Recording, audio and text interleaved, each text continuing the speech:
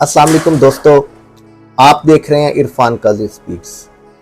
आज के व्लॉग में हम बात करेंगे। आप जानते हैं अमेरिका और ईरान के दरमियान जारी रहने वाली जंग को आज 1 महीने से ज़्यादा का टाइम हो चुका है,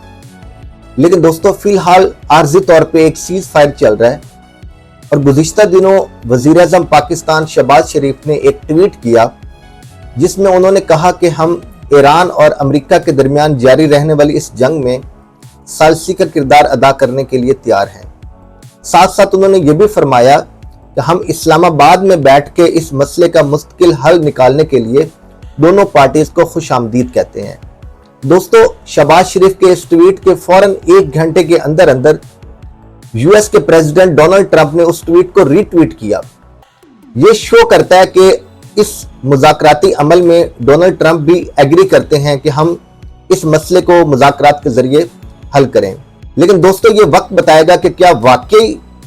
सदर ट्रंप इस मसले को मुज़ाकरात से हल करने के लिए संजीदा हैं या ये जस्ट एक टैक्टिक्स इस्तेमाल किया जा रहा है वक्त हासिल करने के लिए, ताकि हम दोबारा से ताज़ा दम दस्तों के जरिए ईरान के ऊपर एक नया अटैक करें। दोस्तों, आज के व्लॉग में हम बात करेंगे कि क्या ये जो सालसी की पेशकश पाकिस्तान की तरफ से की जा रही है, क्या पाकिस्तान के पास इतनी स्ट्रेंथ है? क्या अमेरिका, ईरान और इसके साथ साथ जो दूसरी ग्रेट पावर्स हैं दुनिया की जिसमें रशिया और चाइना, क्या पाकिस्तान को उनकी भी हमायत हासिल है? और क्या पाकिस्तान इस मीडिएशन से कोई ना कोई हल निकालने में कामयाब हो जाएगा?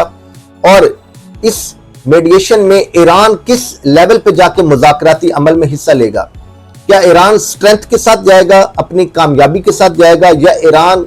एक अपनी वीकनेसेस के साथ इस मुज़ाकराती टेबल पे बैठेगा? और इसके साथ साथ दोस्तों हम ये भी बात करेंगे कि इस मीडिएशन में जो पाकिस्तान का किरदार उभर कर आया है आलमी लेवल पर, इसको इंडिया किस नजर से देख रहा है, और इंडिया का जो मीडिया है वो इतना क्यों तिल मिला रहा है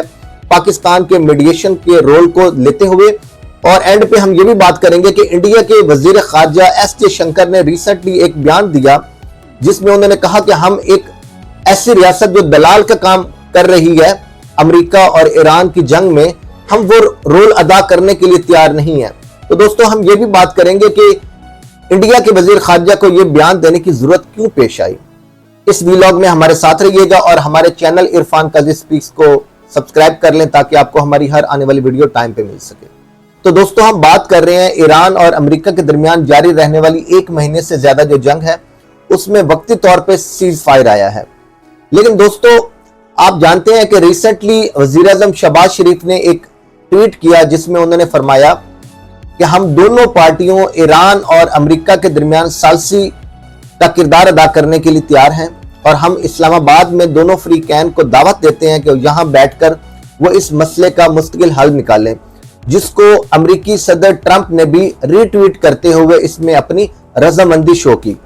दोस्तों, क्या आप क्या समझते हैं कि अमेरिकी सदर इस ट्वीट की जो रीट्वीट करते हुए रजामंदी शो कर रहे हैं, क्या वो वाकई संजीदा है इस मुज़ाकराती अमल को लेकर, या ये एक डिलेइंग टैक्टिक्स है ताकि हम ईरान के ऊपर एक ताज़ा दम दस्तों के जरिए, जिसमें सुनने में आ रहा है कि 5000 से ज्यादा दस्ते जो अमेरिकी फौज के हैं नेवी की शक्ल में, वो स्ट्रेट ऑफ हॉर्मुज़ का कंट्रोल ईरान से लेने के लिए एक तैयारी कर रहे हैं, एक ऐसे भरपूर ऑपरेशन की ताकि हम उसको दोबारा से अटैक करके ईरान से इसका कंट्रोल वापस ले सकें। लेकिन साथ साथ मुज़ाकराती अमल भी जारी है, जिसमें दोस्तों आप देखते हैं कि अभी रिसेंटली इस्लामाबाद में 4 मुल्की वजीर खारजा का इजलास हुआ जिसमें इजिप्ट, सऊदी अरेबिया और तुर्की और पाकिस्तान के वजीर खारजा शामिल थे। लेकिन दोस्तों, सवाल यह है कि क्या पाकिस्तान के पास इतनी कैपेसिटी है कि वो इन दोनों फ्रीकैन के दरमियान मुज़ाकराती अमल को कामयाबी से चला सके और अपना मीडिएशन का रोल अदा कर सके। दोस्तों, अगर हम बात करें पाकिस्तान के रोल की, तो आप जानते हैं कि पाकिस्तान ईरान का एक नेबरिंग कंट्री है। एक इस्लामी कंट्री होने के नाते हमारे बरादराना ताल्लुकात ईरान के साथ हैं, और ईरान को हमारी मीडिएशन के ऊपर कोई एतराज नहीं हो सकता।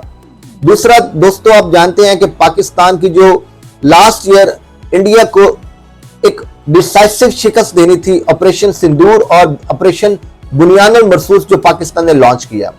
जिसमें इंडिया के 6 से 7 तैयारे गिराए गए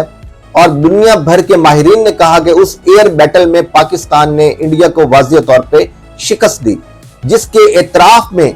امریکی صدر ڈونلڈ ٹرمپ نے پاکستان کے فیلڈ مارشل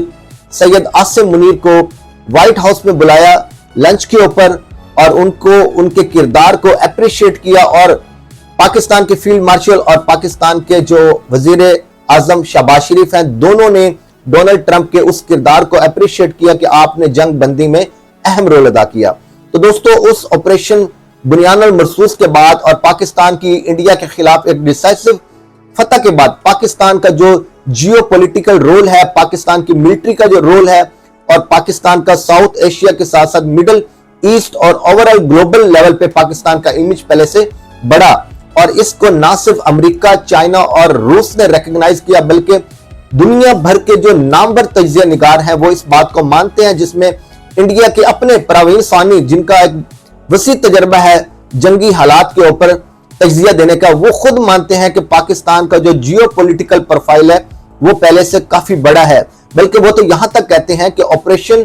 سندور کی انڈیا کی ناکامی کے بعد جو پاکستان کا امیج اور جیو پولیٹیکل پروفائل بڑا تھا، ہمیں اندازہ بھی نہیں تھا کہ ایران اور امریکہ کی اس جنگ میں دنیا کے 200 ممالک میں واحد ایک ایسا ملک ہے پاکستان، جس کے اوپر دونوں ممالک امریکہ اور ایران کو کوئی اعتراض نہیں ہے میڈیشن کے حوالے سے۔ وہ یہاں تک کہتے ہیں کہ مجھے اندازہ بھی نہیں تھا کہ پاکستان کا جیو پولیٹیکل پروفائل اس حد تک بڑھ جائے گا۔ تو دوستو، اب بات یہ ہے کہ کیا ایران طاقت کے ساتھ جائے گا اس مذاکراتی ٹیبل پر یا اپنی کمزوری لے کر؟ دوستو، ویسے دیکھا جائے تو ایران کا نقصان تو بہت ہوا، ان کی ٹاپ لیڈرشپ کو امریکہ نے شہید کیا، ان کا انفراسٹرکچر کی تباہی ہوئی، لیکن دوستو جو 2 سے 3 پوائنٹس تھے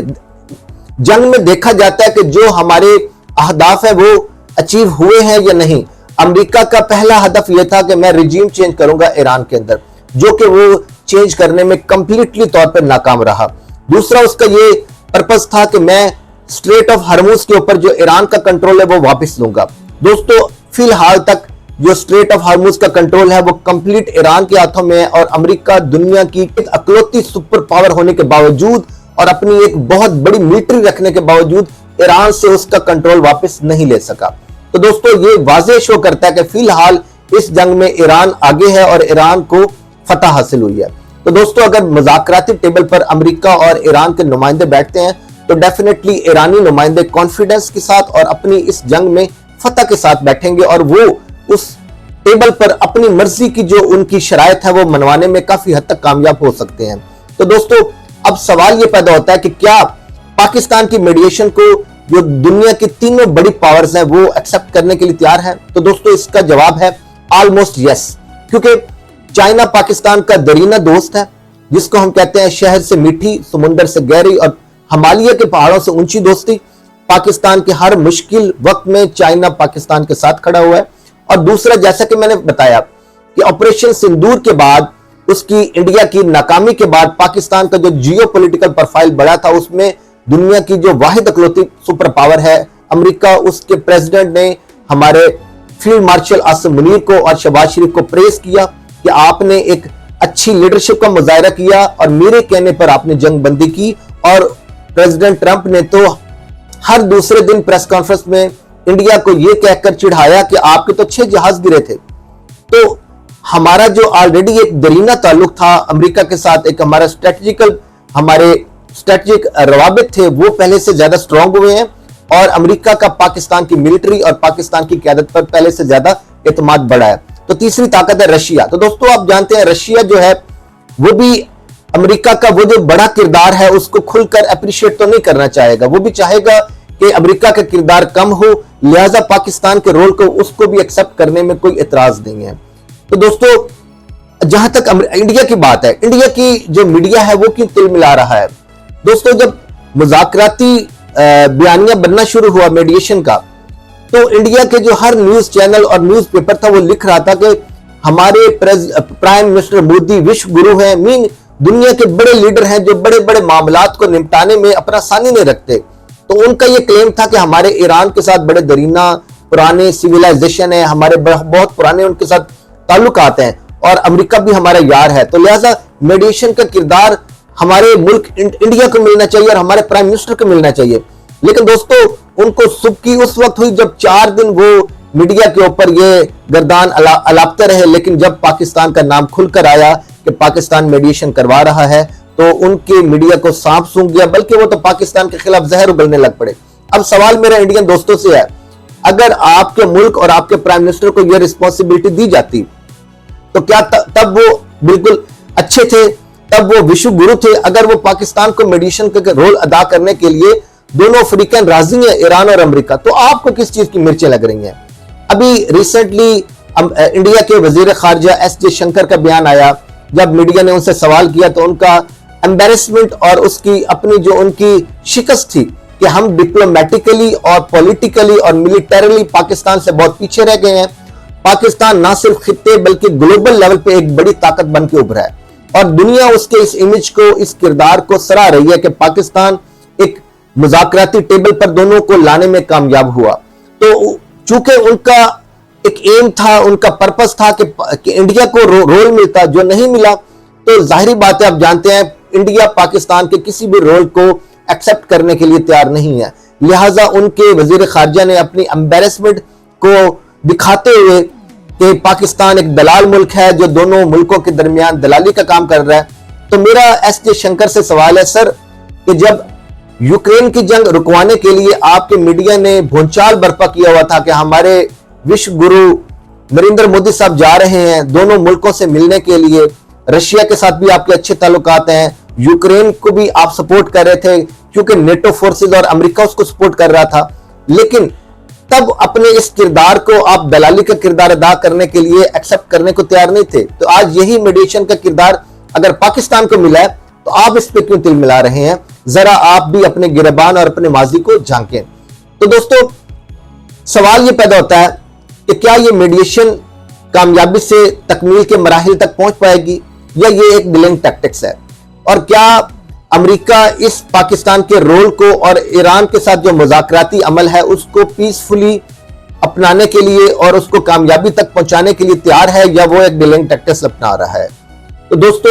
آپ اپنی رائے کا اظہار کیجئے گا. آپ کیا سمجھتے ہیں کہ اس جو میڈیشن کا کردار پاکستان بنا رہا ہے, کیا اس کا گلوبلی پاکستان کا امیج بڑا ہے پہلے سے, اور اس کا ریزلٹ کیا نکلے گا؟ آپ اپنی رائے کا اظہار کیجئے گا. ہم آپ سے ملتے ہیں نیکسٹ کسی اور ویڈیو میں, تب تک اپنا خیال رکھیے گا. اللہ حافظ.